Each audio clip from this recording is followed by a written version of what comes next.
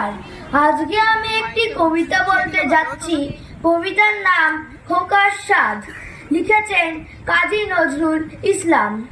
আমি হব সকাল বেলার পাখি, সবার আগে কুসুম বাগে উঠবো আমি ডাকি।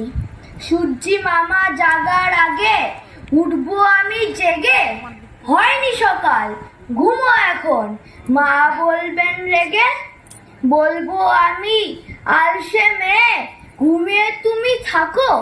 হয়নি সকাল, তাই বলে কি সকাল হবে না গো?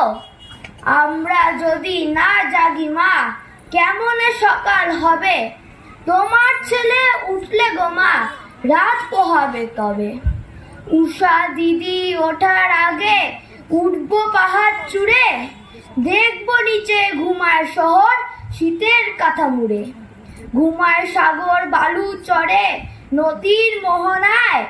বলবো আমি ভোর হলো যে, সাগর ছুটে আয়। ঝর্ণা মাসি বলবে হাসি, খোকন এলি নাকি? বলবো আমি নাইকো খোকন, ঘুম ভাঙানো পাখি। ফুলের বনে ফুল ফুটাবো অন্ধকারে আলো। সূর্যি মামা বলবে উঠে, খোকন ছেলে ভালো। বলবো মামা কথা কবার সময় নাইকো আর, তোমার আলোর রথ চালিয়ে ভাঙবো ঘুমের দ্বার। রবির আগে চলবো আমি ঘুম ভাঙা গান গেয়ে। জাগবে সাগর পাহাড় নদী, ঘুমের ছেলে মেয়ে। ধন্যবাদ।